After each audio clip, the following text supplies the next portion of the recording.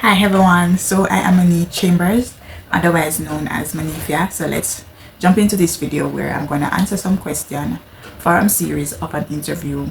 So I already have the questions, so I'm just going to jump right in and answer the question, right? So before motherhood, I was a go-getter. I want to achieve so much things. I did always like graphic design and doing books. I want to change young people's lives, not just young people's lives, everyone's life, whether you're a woman and you're a man, whether you're a student or a child. Well, my son really did like books, so that's where I started from. He loves books so much that he was addicted to letters and numbers so badly. Everything, as long as it has a letter writing or a number, he gravitates to it. But I was focused, passionate, and always dreaming big, especially in my creativity space. As a graphic designer, a child book author, I had this fire inside of me to build something meaningful to my life and leave a legacy for my son or my children in the future. To use my talent to inspire others, I was dreaming to succeed not just for myself, but to leave a legacy, as I said, of hope and creativity. For focus was on growth, freedom, and creating impact. I want to create impact in this world or across the world. So you said, how did I feel like a woman disappeared? Well, yes, I really did, especially after having a son, a premature son at 28 weeks. I heard they say that 6-month child don't live, but mine did. Everything changed. My life was shattered. My heart was broken. It seemed like somebody take out my heart and ripped it out. Everything I wanted to do in my pregnancy, I couldn't achieve it because I was in so much pain. I was in hospital every minute, and the list goes on. I poured out all myself into caring for him. And as much as I love being a mother, there were moments where I feel like me was falling into the background. My dreams didn't leave, but they were silenced for a while. I know that vision of me was still there. I just didn't see it clear anymore. Me just give up. Me just let go myself. So me just didn't care about anything at all. So you said, what's the moment where you feel me lost myself? I absolutely lost myself.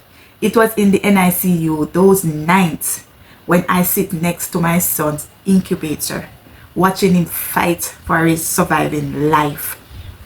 I didn't even recognize myself in the mirror. I was thinking about business and writing. I was just trying to hold it together. In those moments, I didn't feel like the strong, ambitious woman I used to be. I feel like a ghost of myself. Reason why I said I feel a ghost of myself, I wasn't taking a bath. My hygiene was just fling aside. I wouldn't brush my teeth.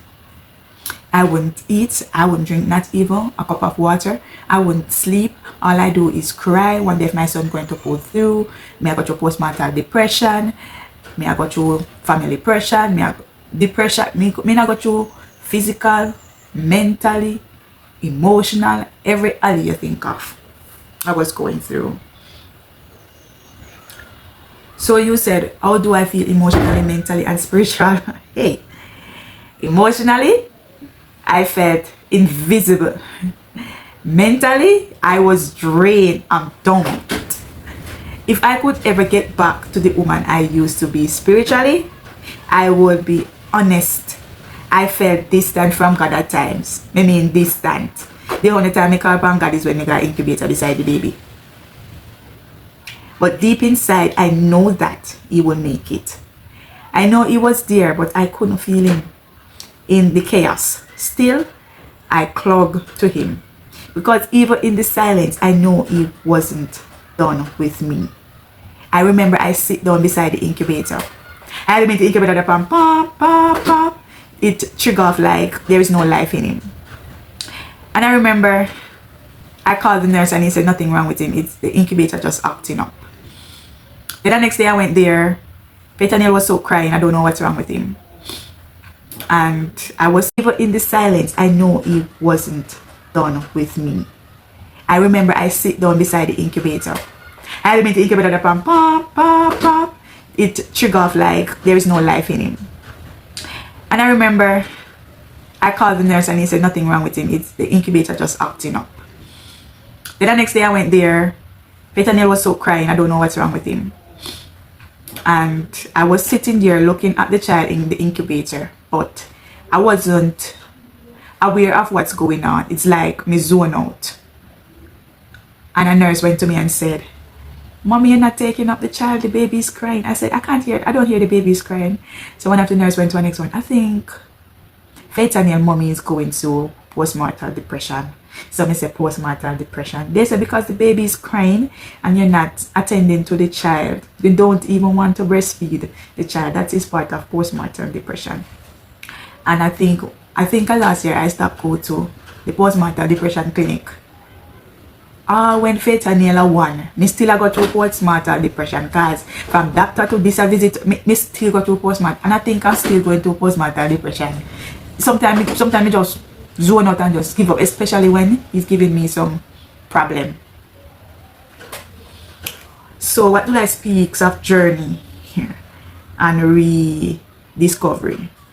Well, it started with the little things, like when my son would lift up as I read to him, especially my own stories.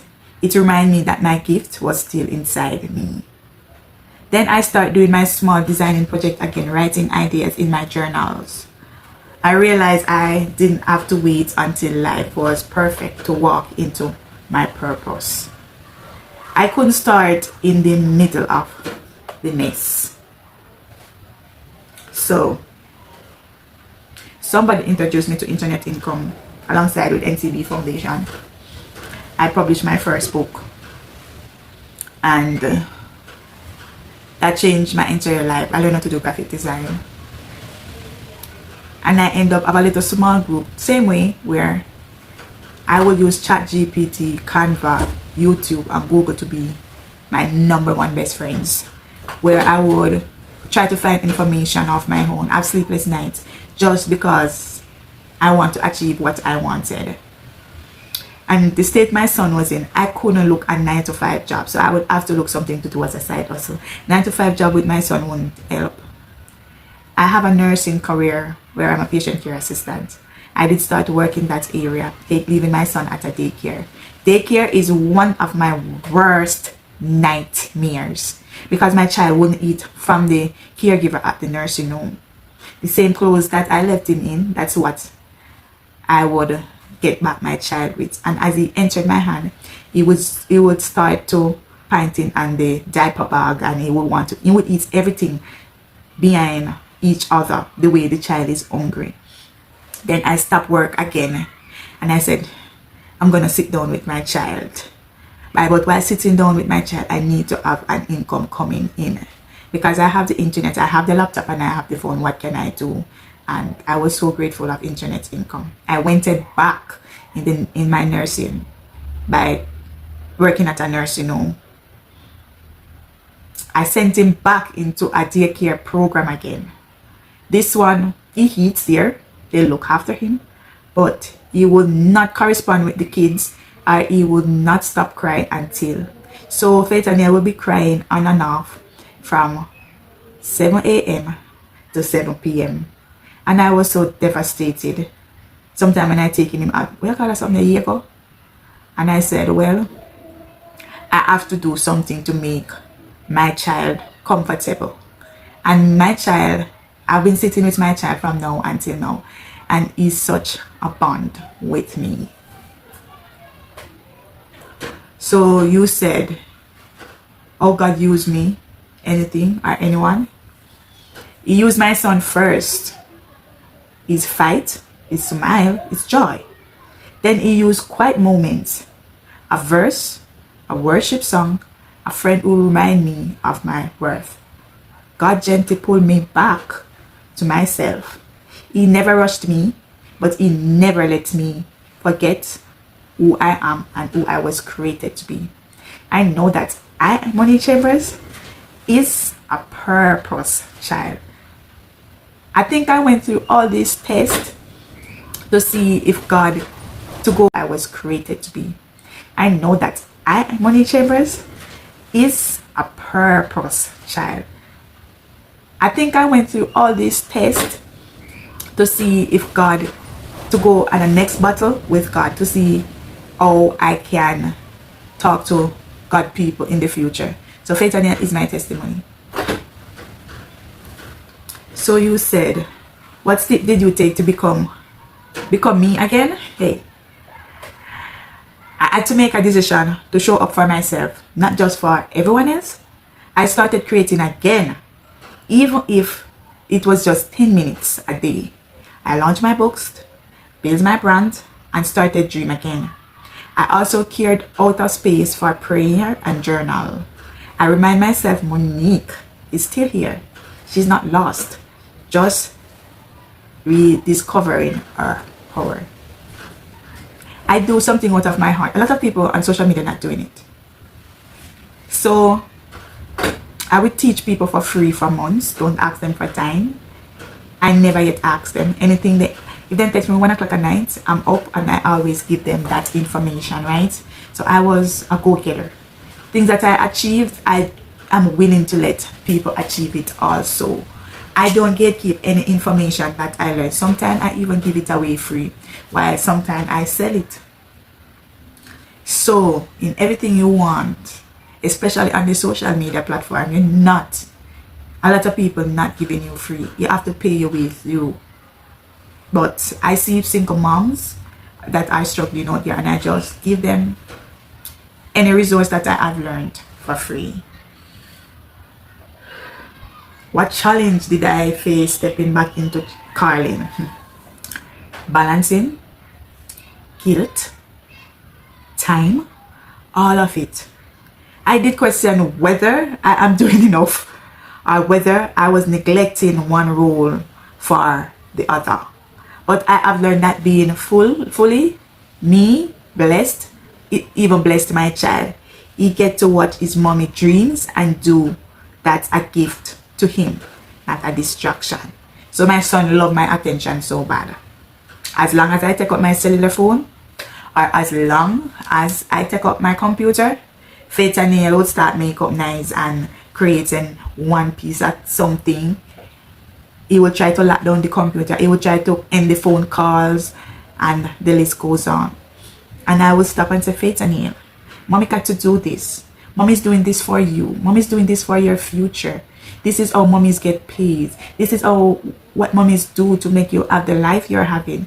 This is what mommy has to do to buy your formulas. This is what I have to do. And he would go and lay down in the bed and play with his tablet. And then if I not say, boy, I'm give mommy some time, well, I'm my time now, and then he will want to play after that. So you said, how this relationship with God helped you? My relationship with God has been everything to me. He reminded me that my identity isn't just tied to what I do, but to who I am. I am his daughter. I am chosen. I am gifted. I am not just Faith and Neil's mommy. I am a woman of purpose that truth challenge everything. I am strong. I am bold. I am determined of everything that I want to achieve in this life, in my next life, in my child's future, or even in my children's future. I am changing generation of my family curse, and I try to uplift myself more and more again. So you said, what do you believe God wants mothers to remind about themselves? I want people to know that you are more than enough, that your story doesn't stop at a motherhood. It expands. God wants us to remember that our dream still matters, that He is quite sacrifice and He honor them. He haven't forgot about you, mama, our mothers. He's still writing your story. You're still on every journey of this year, having a child or going out. You're building a story of your life. So it's best if you live your life the way God wants it, not the way you want it. And in everything you're doing, try to put, He haven't forgot about you, mama, or mothers. He's still writing your story. You're still on every journey of this year, having a child or going out. You're building a story of your life. So it's best if you live your life the way God wants it, not the way you want it. And in everything you're doing, try to put God first. If you have a step out to go to supermarket, try to put God first. If you're taking your son to school, try to put God first. If you're opening a business, try to put God first. Because if you do not put God first, that business is going to tumble down. So in everything, try to put God first. Talk to God. Say, God, you know something? Alright, let me go up in worship and come. Say, God, I don't think I want to do the nursing thing too long. I think I want to have my own boss. I don't want to work 9 to 5. I need a 24-hour. I need a job where I can be at home with my kids. So I said, God, I'm thinking of opening a shipping company. God, I wonder if this is the right step. And you sit down and wait till God give you the answer. And if God not give you the answer, don't do it. And if God give you your answer, you shall do it. And there's a next thing. God help those who help themselves. So now I go sit down and wonder, where's my next meal going to be? Or what am I going to eat? What me and the kids and the family going to eat? God help those who help themselves. So you have to help yourself if God help you.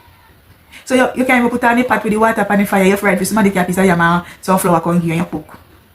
So God help those who help themselves.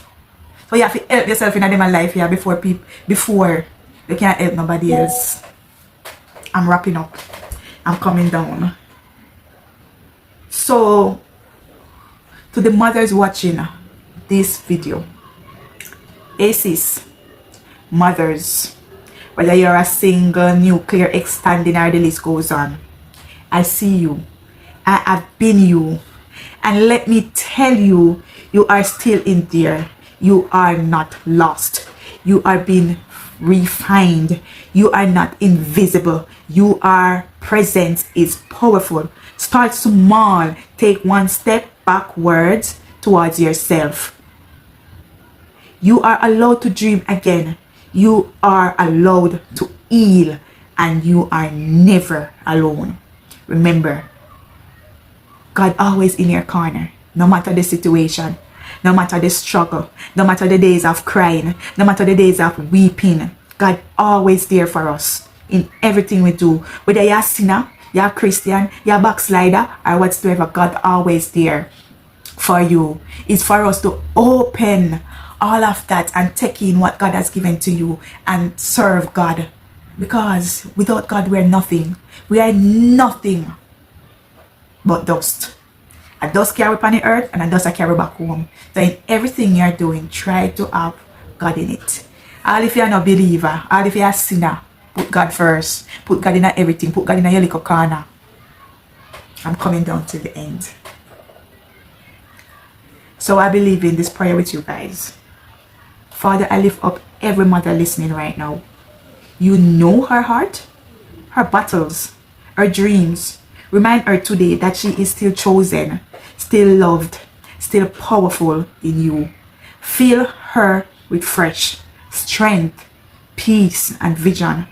Let her walk boldly in her purpose, knowing that she is not forgotten. And Father God, I put each one of those parents, mothers, children before you, their family, mighty God. I put each one of them before you, mighty God. Everything that is not of you, mighty God, I cramp and paralyze it, mighty God. Everything that they assign to that child that is not of you, I send it back to the pit of hell. I send it back to the deepest part of the ocean, mighty God. Mighty God, anybody that watching this, I hope this change their life story, mighty God. They shall not give up. They shall push through. They shall raise up to the highest level that you want them to be, mighty God. And remember, in everything you're doing, try to put God first, or even talk to God about it. Because in life, there is nothing don't come easy. You're going to go through struggle. You're going to go through temptation. You're going to go through so much, the good, the bad, and the in between. It is for you to accept who you are and what you want to achieve, mighty God. My living story, my testimony. And this is nothing. This is just some question I have to answer. If I to talk my pregnancy journey till now, you will be shattered. You will be heartbroken. But the God that is in me pushed me to where I am now. So I just want to say, live good, love God. I'm out. Bye.